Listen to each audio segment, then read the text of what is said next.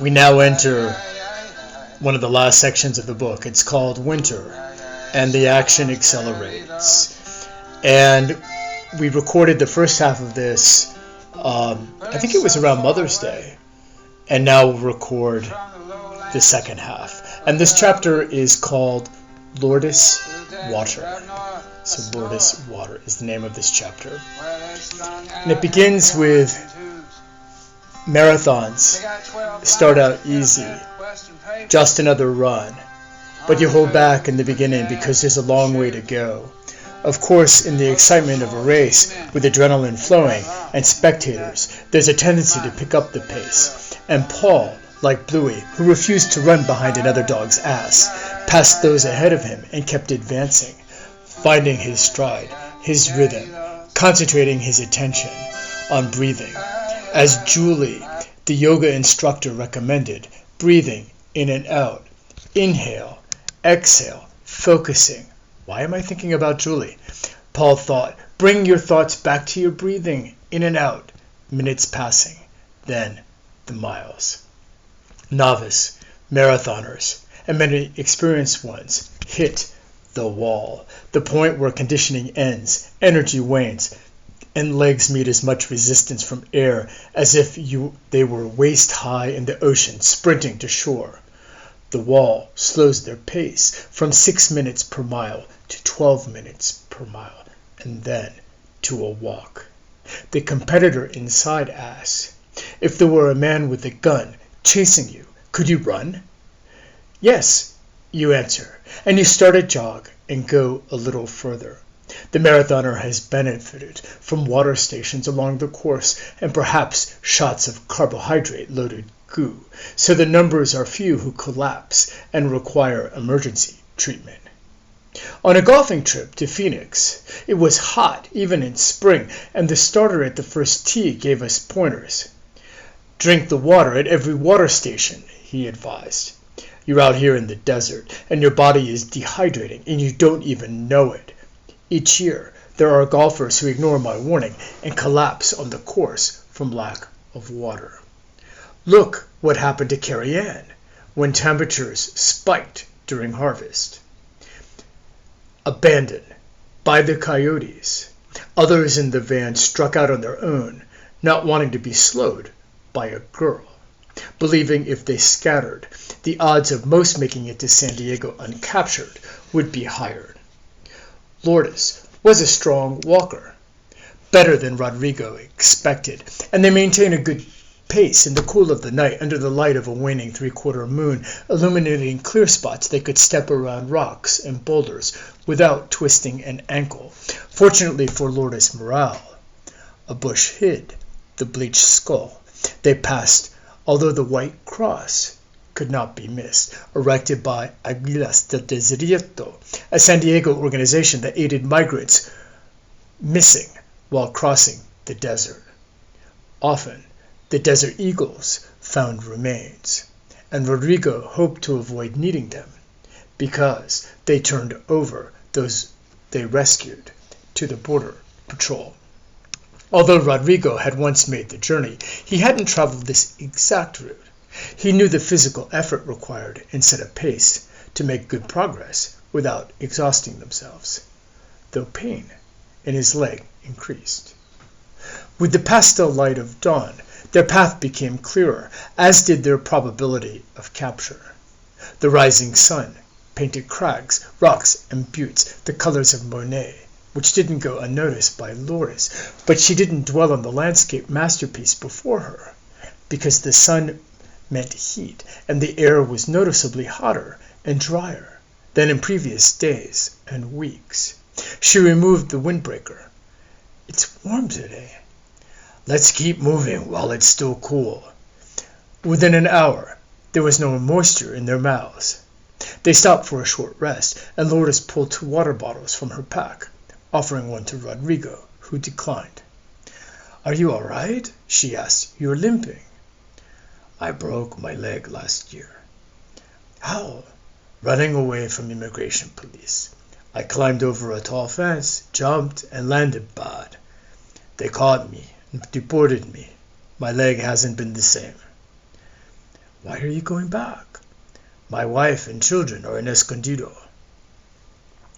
They started again and walked another hour as temperatures rose higher. Rodrigo had the stamina to proceed, but not the leg, and what started as a crick in his walk turned into a painful limp. He asked Lourdes to pause, and he sat. His leg muscles tightened. Mira, he said, no puedo seguir. I'm going to stay in the shade behind these rocks. Go find Miguel and have him come back for me. Can't you call him now? Still no signal.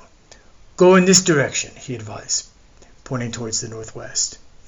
And watch out for vigilantes. Take some water, she offered. You keep it. You're the one walking. Buena suerte. Good luck, and God bless. Lourdes continued through the scrub, several miles sipping water sparingly, as she walked under the midday sun with temperatures approaching triple digits. Without water stations or energy packs, without Father Sarah's donkey to carry her over the land, without Rodrigo to guide and encourage her, she began to worry. I'm an octopus in the garage, and started to sob as her steps slowed. She paused, knelt on the ground, picked up a rock, and etched a message into the earth's hard clay. She pulled a piece of paper out of her pocket and put it under the rock, mumbling, Poesies líricas, and from her knees bowed her forehead to the ground to pray. She extended her body unto the warm, welcoming earth, keeping her eyes closed, her body massaged by the hot, hard clay, loam, and sand. She heard the whipping sound of wind and felt the sun's warmth wrap around her body. Morir no es tan desagradable. It's not so unpleasant to die. But Mark and the baby. She listened to the rhythm of her beating heart, discerning two beats in the stillness of her mind, and noticed the expansion and deflating of her lungs as she breathed in, out, in, out, in, out, and counted her breaths until she fell asleep. Lourdes! She heard a voice calling from the wilderness. Lulu! Startled, she awoke and answered, Here I am. There you are, said her savior. I finally found you. Rodrigo, is that you? Gracias a Dios. She saw a bald man, clothed in a flowing robe, brown robe, leading a mule. Who are you? Miguel Jose Serra, he answered. Levántate, cansado. Get up. I'm tired. I know you're tired, but you must get up. May I ride your mule? When I fell here, I was twice your age. I got up and walked without the mule. You can do it too. Get up. I can't. Yes, you can. Believe me, you can. You've come this far. Just a little farther. She pulled herself to her knees. I don't want to die. That's it. Now stand. She stood. Good, he said, encouraging. Now take a step. She stepped. That's it. Now take another. She took another step. That's it. Now take another step and keep going.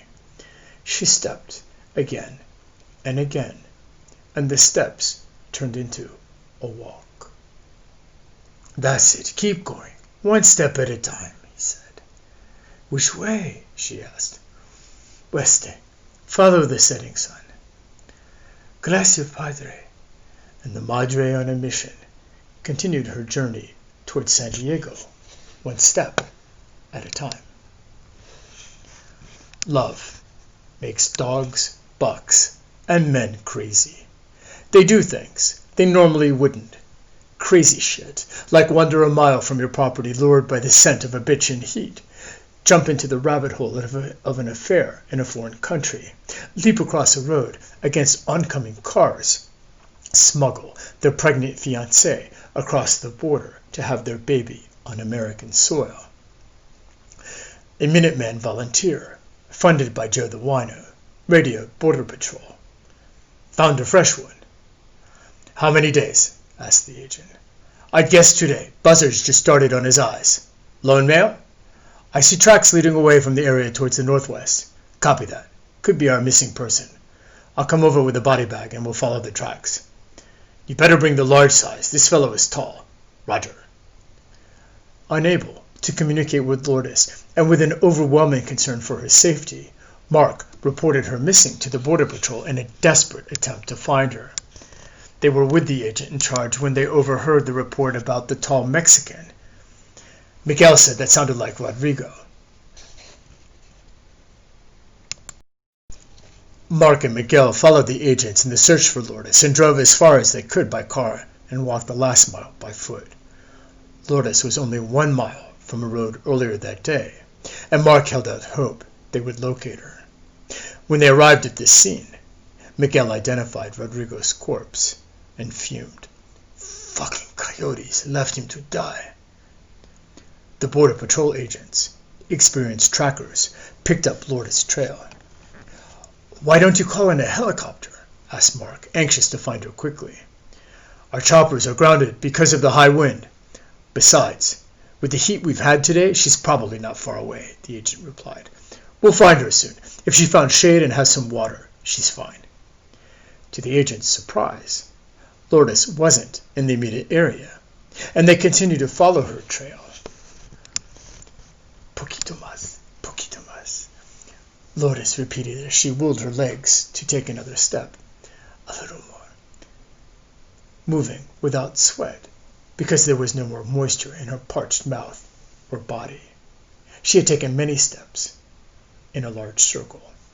She stumbled, fell to her knees, and sobbed dry tears. A woman with smooth olive skin, wearing a white robe wrapped by a blue sash, approached and asked, "Why are you weeping?" "I am lost and dying of thirst and worried about my baby."